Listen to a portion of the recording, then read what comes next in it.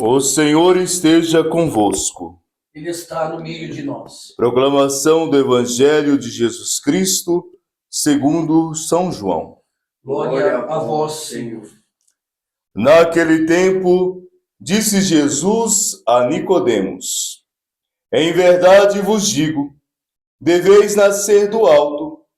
O vento sopra onde quer, e ouves o seu ruído, mas não sabes de onde vem, nem para onde vai. Assim acontece com todo aquele que nasceu do Espírito. Perguntou-lhe Nicodemos: Como podes isto acontecer? Respondeu-lhe Jesus: És mestre em Israel e ignora essas coisas? Em verdade te digo. Falamos do que sabemos e damos testemunhos do que vimos, porém não recebeis o nosso testemunho. Se não acreditais quando vos falo das coisas da terra, como acreditareis quando vos falar das coisas do céu? Ninguém subiu ao céu, a não ser aquele que desceu do céu, o Filho do Homem. Como Moisés levantou a serpente no deserto, assim é necessário que seja levantado o Filho do Homem, a fim de que todo aquele que nele crê tenha nele a vida eterna. Palavra da salvação. Glória a vós, Senhor.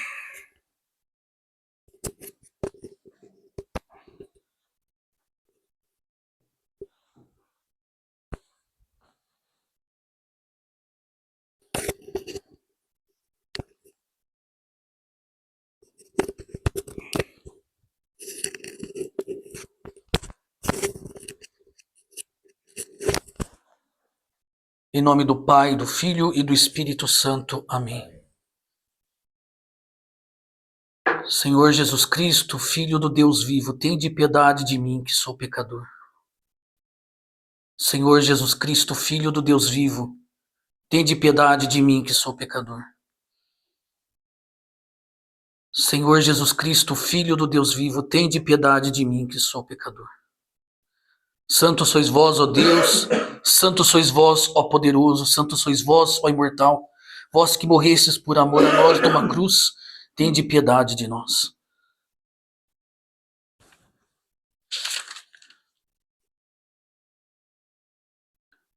O Senhor reina glorioso em nosso meio.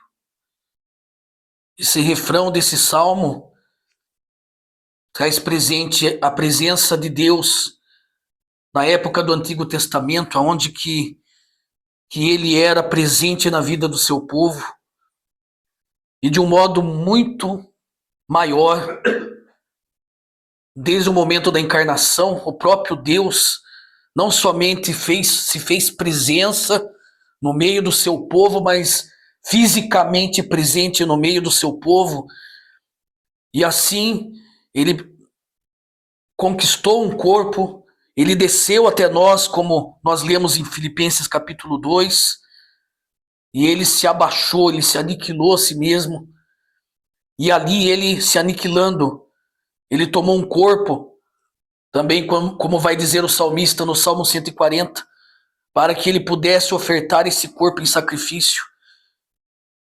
E mesmo depois da sua paixão, da sua morte, ele quis permanecer com seu corpo, mas agora um corpo glorioso, um corpo que ultrapassa todas as lógicas humanas, um corpo que ultrapassa os limites até da física quântica, um corpo que se biloca, um corpo que atravessa a parede, e ali os discípulos podem tocar o corpo do Senhor, ali os discípulos podem sentir o corpo do Senhor, ali eles podem olhar nos olhos de Jesus de novo, mas não mais um olho 100% humano, mas agora um corpo glorioso,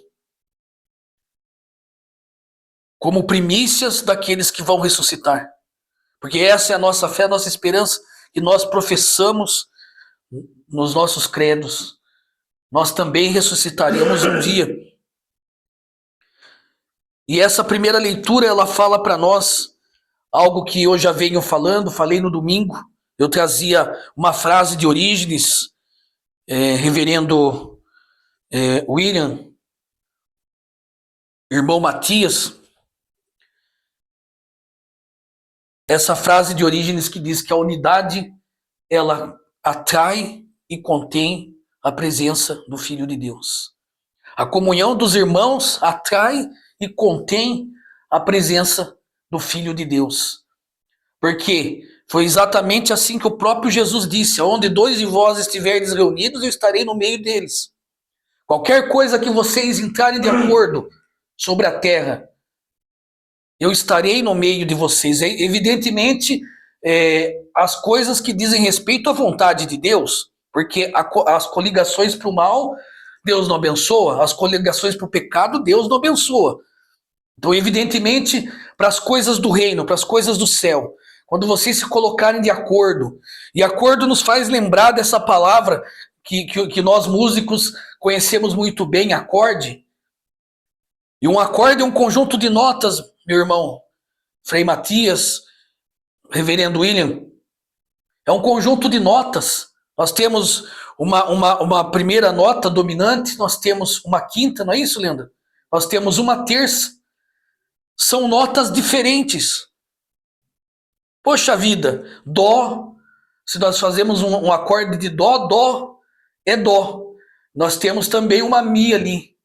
Mi é mi. Não é o mesmo som. É mais alto. Mas as duas juntas fica a coisa mais linda do mundo. E nós temos uma oitava de dó, que é diferente também. É um dó. Ela quase que some naquele baixo dominante do acorde, mas a gente dá para perceber que tem uma diferença, faz uma diferença, porque ela é uma oitava acima. Então, quando essa primeira leitura fala para nós dos Atos dos Apóstolos, no capítulo 4, do 32 ao 37, fala para nós que a multidão dos fiéis era um só coração e uma só alma. É isso que a realidade do Espírito veio trazer. Evidentemente, nós somos também carismáticos, gostamos dos dons do Espírito Santo, a gente se mistura junto com aquele povo louco às vezes, né? E o pessoal fala, né, de falar em línguas, de orar em línguas, de profetizar. Mas o maior dom que o Espírito Santo trouxe para a igreja foi essa unidade, foi esta comunhão plena, profunda, que na verdade é o amor tão exaltado por Paulo na carta de São Paulo aos Coríntios, no capítulo 13, como um dos maiores dons, um dos maiores carismas. E aí nós podemos até fazer uma brincadeira linguística, mas é verdade, né? A filologia da palavra caridade, né? Ela herda do grego, né? De caris. A raiz, né? O radical da palavra caridade no latim herda do grego caris. E o que é caris, meu irmão? Caris é graça. Caris é dom. Então, carismático é aquele que tem caris, é aquele que tem caritatis, aquele que tem caridade, aquele que tem amor. Mas não o amor, né? Porque nós temos 4 tipos de amor no grego, né? O amor filos, o amor philos, né? O amor eros, e tem um outro que eu não vou lembrar aqui, mas os 3 mais falados são esses, né? E nós temos esses 3 amores e temos o ágape. O ágape é o amor perfeito. O ágape nos lembra do amor de Deus, daquelas entranhas abertas que o Antigo Testamento fala, onde nós ouvimos falar de misericórdia, e no hebraico tem 2 palavras para misericórdia também, uma é hesed, que está muito divulgado aí, porque tem o tal do Instituto Hesed, que reza de madrugada junto com o Frei Gilson, mas nós temos uma outra palavra também, né, que é Ra'amim. Ra'amim é entranhas abertas. Para a gente entender a caridade não como aquela esmolinha que a gente dá, aquele desencargo de consciência que a gente tem quando a gente para num farol, num semáforo, e alguém pede, me dá uma esmola, pelo amor de Deus. Até foi feita a música, né? Uma esmolinha, pelo amor de Deus. Uma esmolinha, meu, por caridade. Não, não é essa caridade que nós pregamos, mas é essa caridade de entranhas abertas. Paulo dizia que eu não me lembro para qual comunidade, Colossenses, dizia aos Colossenses que o coração dele estava aberto para aquela comunidade, com o desejo de que eles estivessem ali dentro deles, ali dentro dele, contendo aquelas pessoas daquela comunidade dentro dele.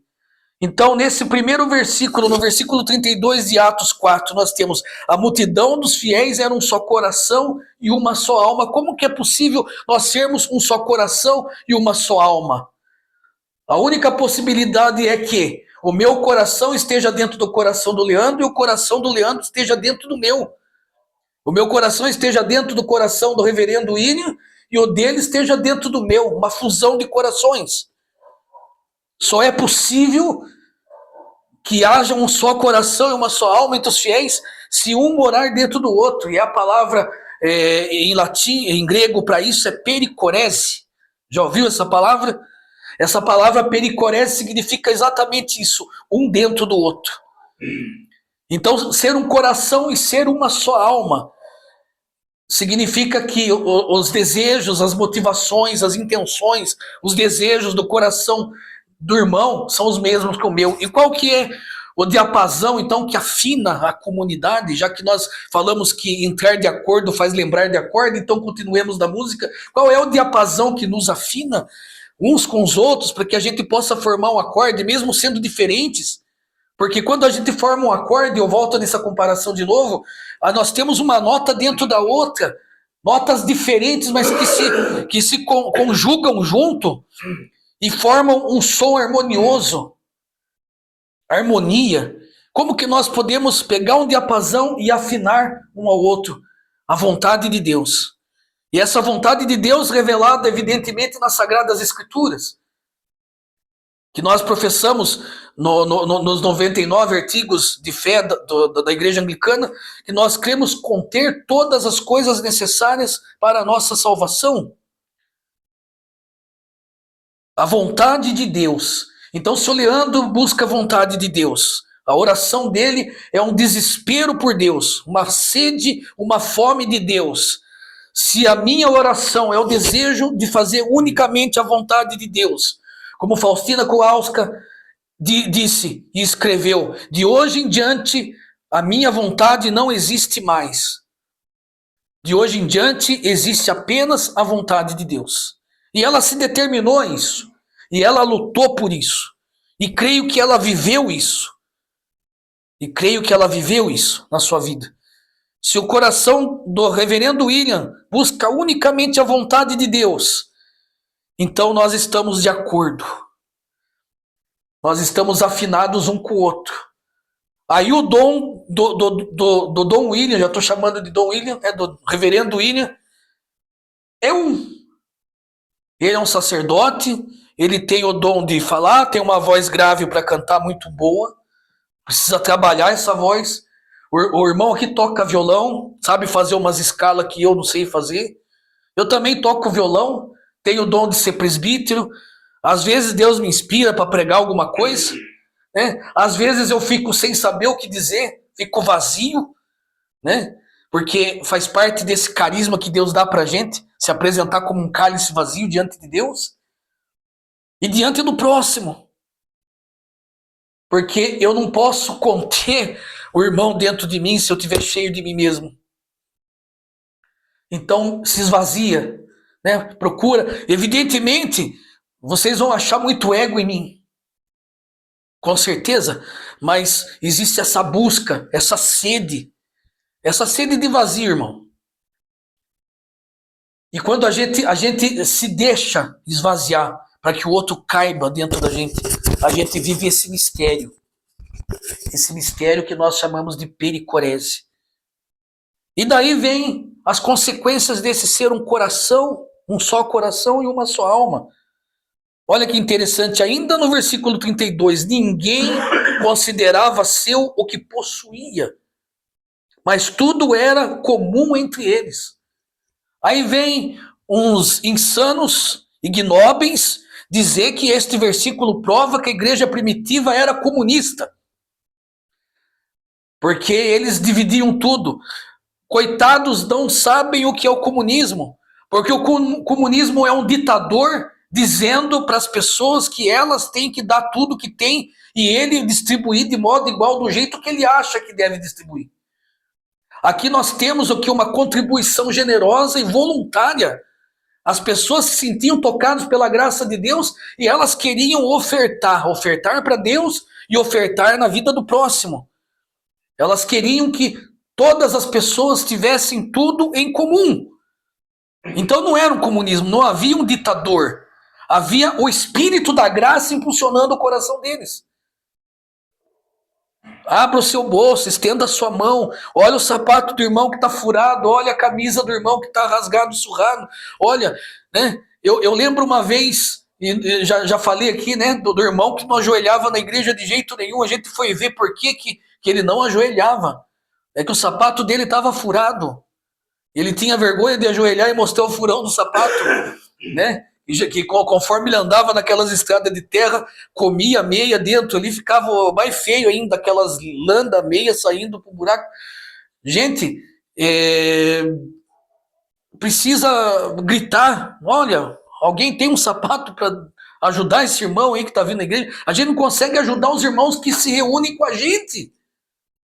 E depois vem com papos filantrópicos, falando que vai fazer caridade aqui, caridade ali, vai fazer uma cestinha básica ali para desencargo de consciência. Nós conversávamos isso hoje na hora do almoço. Aí eu tô quite com Deus. Ou senão, como uma certa irmã de uma denominação que não é católica dizia assim, não, eu só faço o que Deus fala comigo. Eu dobro meu joelho lá e eu fico orando para Deus falar comigo.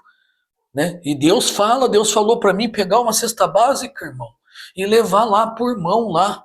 E eu fui. Aí eu falo assim, meu Deus, que transtorno ao coração de Jesus.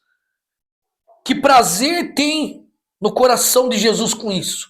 Se ele disse que a assistência, que o cuidado dos nossos irmãos, até o próprio Paulo vai dizer que aquele que não tem cuidado pelos seus é pior que o descrente. Ter cuidado é eu que tenho cuidado, parte de mim. Não parte de um líder religioso, de um padre, de um pastor, de um bispo, de um líder religioso, seja ele de qual denominação for, dizer você tem que fazer isso. É um impulso, se a graça está movimentando dentro de mim. A necessidade do outro é a minha necessidade. Então eu não preciso perguntar para ninguém. O dom da graça está dentro de mim, está agindo, está me fazendo viver com amor. Então, eu não preciso esperar Deus falar. Eu sei o que eu tenho que fazer. Mas Deus fala nesses lugares para essas pessoas. Porque se Ele não falar, as pessoas não fazem. Eu creio profundamente, Deus está falando mesmo com essas pessoas. E às vezes está gritando. Mas Ele não tem prazer de falar nessas circunstâncias. Porque já é o mandamento, amai a Deus sobre todas as coisas, e o segundo maior mandamento é semelhante a este, amarás o próximo como a ti mesmo. Ora, amor não precisa ninguém mandar fazer alguma coisa para quem a gente ama. A gente faz, porque brota natural, espontaneamente.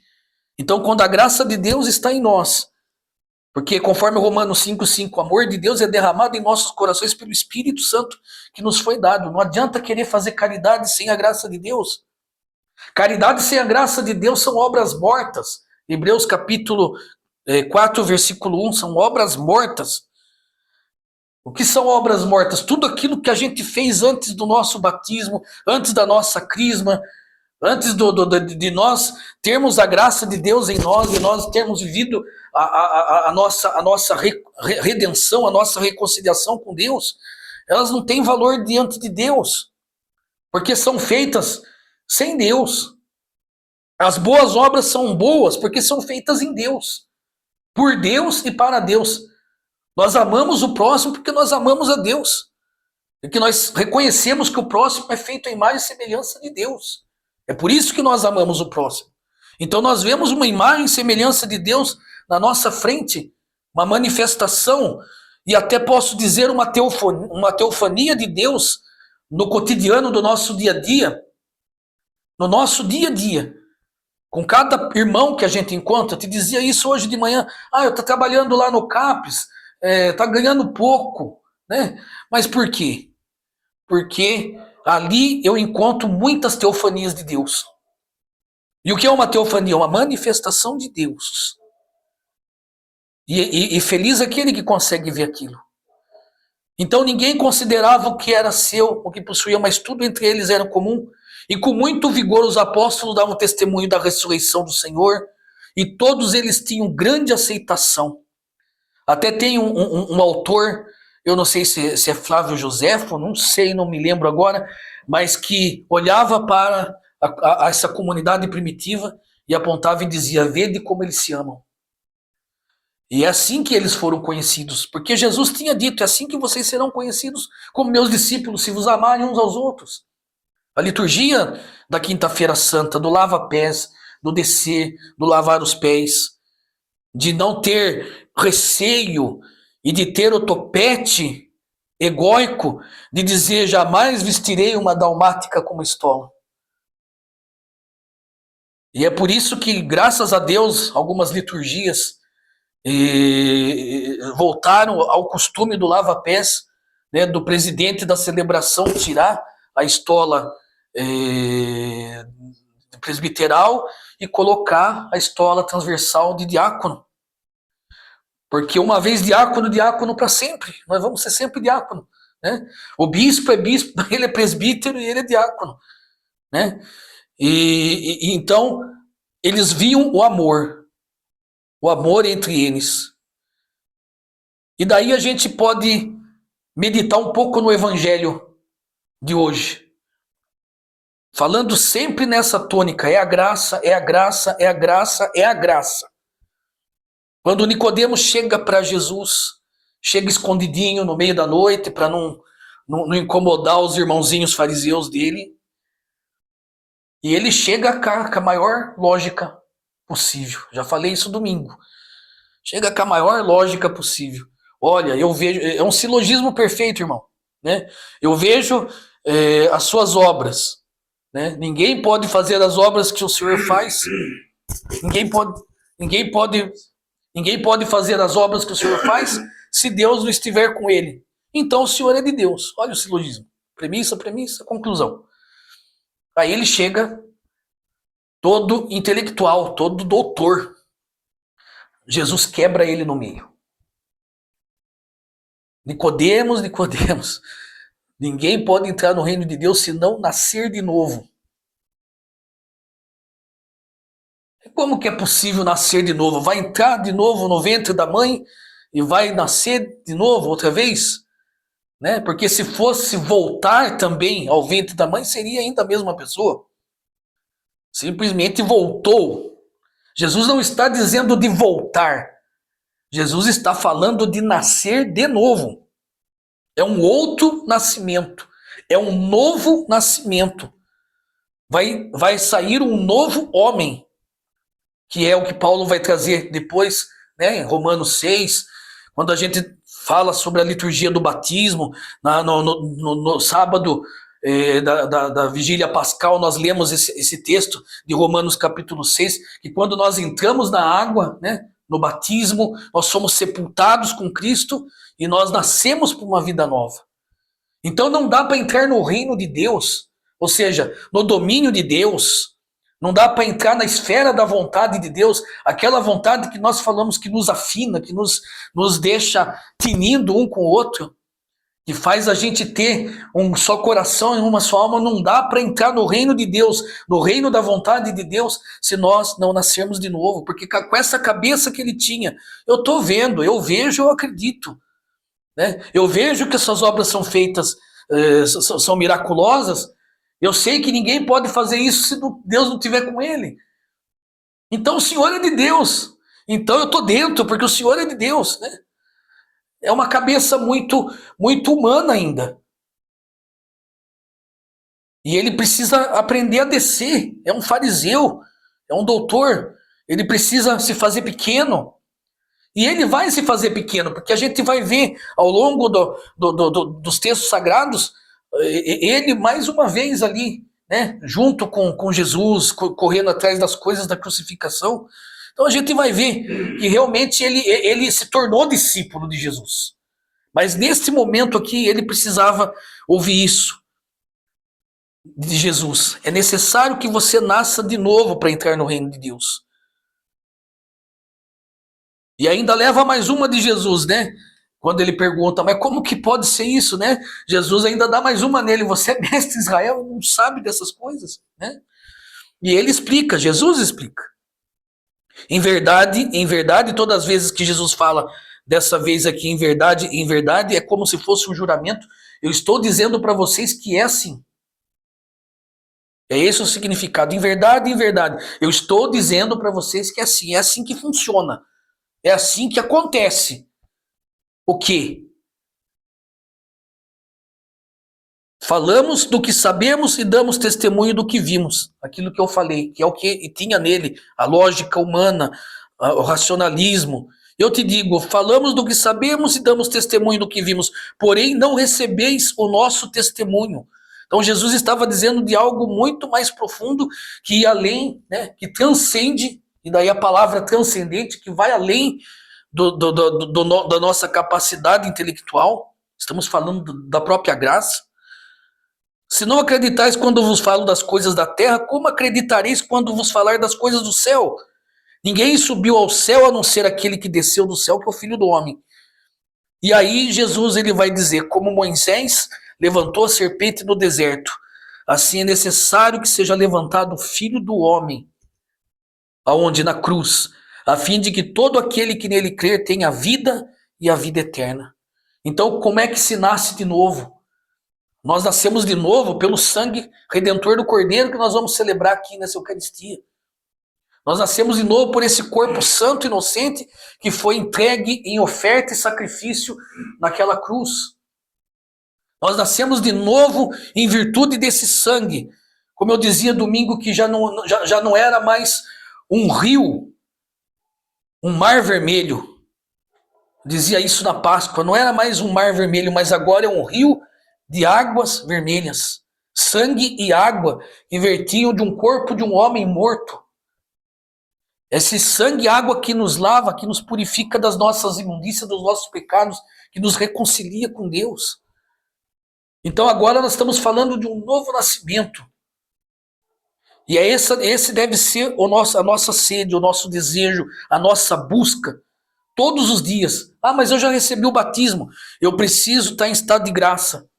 Ah, mas eu já recebi o Espírito Santo do Crisma, eu preciso querer ele todo dia. Tem um autor que escreveu um livro, não que eu concorde com tudo que ele escreve, mas eu aprendi a fazer essa oração com ele, né? Bom dia, Espírito Santo. E eu acrescento, o que nós vamos fazer juntos hoje? Me guia. Amado Espírito Santo, bom dia, meu amigo Espírito Santo, porque Jesus falou que ele ia ser o nosso amigo. Ele falou que ele ia ser o Paráclitos. Então é preciso nascer da água e do Espírito. É preciso passar pelos sacramentos, mas é preciso viver eles. O irmão deve ter maior conhecimento disso do que eu. Eu estudei muito pouco sobre muitas coisas, mas existe em São Tomás de Aquino uma definição de sacramento não ligado e sacramento ligado. Já ouviu falar nisso? O que é um sacramento não ligado? Foi batizado, nasceu de novo, recebeu a graça de Deus e vive no cotidiano como se nada tivesse acontecido. Eu chamo isso, na teologia daviniana, de espiritualidade do pato. Você sabe o que é a espiritualidade do pato, né? O pato, ele entra na lagoa, ele nada o dia inteiro, Ele sai do outro lado da lagoa, chacoalha as peninhas dele, ele está seco. Por quê? Porque tem uma resina na pena dele que não permite que ele se molhe. Por isso que ele consegue boiar e nadar. Claro, também ele tem o pé apropriado para isso também, mas ele boia por causa dessa resina na pena dele. Então, a espiritualidade do pato é essa. Eu estou mergulhando no mar da graça de Deus, estou mergulhando nas coisas de Deus, mas eu até consigo flutuar nessa graça de Deus, mas quando eu saio de lá, quando eu saio de uma missa, quando eu saio de um culto de oração, quando eu saio de uma adoração, quando eu saio do meu terço, eu chacoalho minhas penas e é como se eu não tivesse vivido nada. Numa linguagem mais teológica e filosófica de São Tomás de Aquino, isso é uma vida sacramental não ligada. É como se eu não, né? Tá lá, tá latente. O Espírito Santo tá lá. Somos sacerdotes, temos uma marca indelével em nós. Nós abençoamos e é abençoado. Nós absolvemos os pecados são perdoados. Nós dizemos as palavras do Salvador na consagração e o corpo e o sangue de Cristo se faz ali corpo, sangue, alma e divindade. Mas nós, sacerdotes, às vezes passamos como um pato no sacrifício da missa. Saímos do jeito que entramos. E dia após dia, a graça está acontecendo, né? O sacramento é ex operato operandi, não é isso? Não depende nem da santidade do ministro. Porque ele está debaixo da ordem. Ele tem o sacramento da ordem, ele está debaixo da ordem do nosso Senhor. Fazer isto em memória de mim. Então não precisa se preocupar. Ah, mas aquele padre é pecador. Não. A absolvição é absolvição, a consagração é consagração, mas e nós conosco mesmo? E tem o sacramento ligado. O que é o sacramento ligado? Alguma hora, algum momento da nossa vida, uma oração, um terço, uma missa participada, uma missa celebrada, a gente percebe que é destravado dentro de nós aquilo que está dentro de nós. E a gente consegue perceber que existe algo diferente. Coisa linda, coisa gostosa. Às vezes acontece comigo. Eu vou dar unção dos enfermos. Eu sinto um alívio aqui dentro.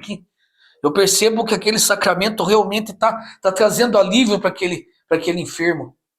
Já vi pessoas enfermas sorrirem com dor na ministração do sacramento da unção dos enfermos.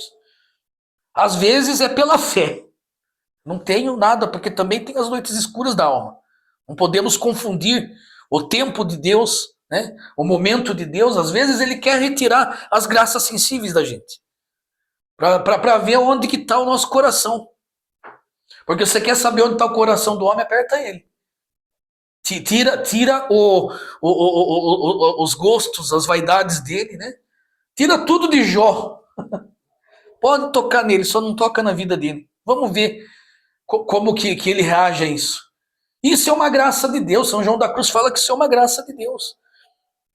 Às vezes é retirado, mas ainda é a graça. E eu percebo isso. Qual que é a diferença do transtorno psicológico, né, da noite escura da alma? A diferença é essa. Eu sei que é Deus trabalhando. Eu tenho consciência disso. Deus não me deixa cegas. Mas eu me angustio, mas eu fico em dúvidas, entro em crise, mas eu sei que Deus nos conduz. Né? A Edith Stein, eu acho que é Elizabeth da Trindade, eu acho. É, Elizabeth da Trindade, que era Edith Stein, que foi até uma filósofa carmelita, e ela foi filósofa da corrente da fenomenologia, se eu não me engano, da corrente. Ela depois, como irmã Elizabeth da Trindade, ela vai dizer assim, Deus nos conduz. Nós não sabemos como, nem para onde, mas sabemos que Ele nos conduz e isso nos basta. Não pense que nós estamos falando de uma irmã, de uma freira, de uma irmã que está ali no auge do seu êxtase, tendo visões angelicais. Essa mulher está dizendo essa frase num contexto de noite escura da alma. Eu não sei o que Deus está fazendo, eu não sei para onde Ele está me conduzindo, mas eu sei que Ele está me conduzindo. Isso me basta. Isso é um sacramento ligado. Isso é algo que está ativo dentro dela. ela percebe a graça de Deus trabalhando nela. Mas ao mesmo tempo ela sofre dores, ela sofre a ausência de Deus, para aumentar aquela fome, aquela sede de Deus. Ao mesmo tempo ela passa por tudo aquilo. Como a própria Madre Teresa de Calcutá, que ao invés de passar por alguns momentos de noite escura, passou 20 anos de noite escura. 20 anos de noite escura. E Deus trabalhando, Deus agindo através dela, Deus dando palavra de consolo através dela, e ela sabia que Deus estava agindo. E mesmo sem ter graças sensíveis, sem entender e sem sentir, sem perceber, ela tinha locuções interiores. Eu fico imaginando a dor de uma alma, né, de receber locução interior de Deus, Deus falar com ela lá dentro, mas ela não ter, ela ser uma apatia, né? Ser uma insensibilidade, né? Ou achar que é uma insensibilidade, mas aquilo purificava ela, para que ela fosse esse cálice vazio, para que ela fosse esse cálice vazio do amor de Deus, para que o outro coubesse. E isso só é possível se a gente nascer de novo. Se a gente passar pela cruz, se a gente passar por esse rio de águas vermelhas. Que o Senhor possa nos dar graça nessa noite de entendermos essa realidade, que nós possamos entender esse versículo de Romanos 5,5, que o amor de Deus é derramado em nossos corações pelo Espírito Santo. É a minha oração nessa noite, que o Espírito Santo possa colocar dentro de nós esse amor ardente pelas coisas do céu, pelas coisas do alto, como também lemos em leituras nas liturgias anteriores que nós celebramos, para que nós possamos buscar as coisas do Senhor, mas sobretudo que o Espírito Santo suscite em nós essa ânsia, essa busca, essa sede também do nosso próximo, de ter o nosso próximo vivendo dentro de nós. E por isso, Pai, nós invocamos o Senhor, invocamos o Teu Espírito Santo, que abra os nossos olhos espirituais, abra os nossos ouvidos, abra o nosso coração, para que nós possamos nos abrir para entender, compreender e viver a Tua vontade. E para isso, Senhor, que o Teu Espírito Santo nos coloque todos os dias, a cada dia, na escola da palavra, na escola da Eucaristia, na escola de Maria, na escola da nossa vida do próximo, na escola do pobre, na escola daqueles que nos procuram, que precisam de nós. Pai, nós agradecemos ao Senhor por ter falado conosco nesta noite e continua, Senhor, agindo em nós. E nessa Eucaristia que nós vamos celebrar, Senhor, nós possamos contemplar o Teu corpo, o Teu sangue, a Tua alma e a Tua divindade e nos enchermos da Tua presença. Em nome do Pai, do Filho e do Espírito Santo. Amém. Creio em Deus Pai Todo-Poderoso, Criador do céu e da terra, e em Jesus Cristo, Seu único Filho, nosso Senhor,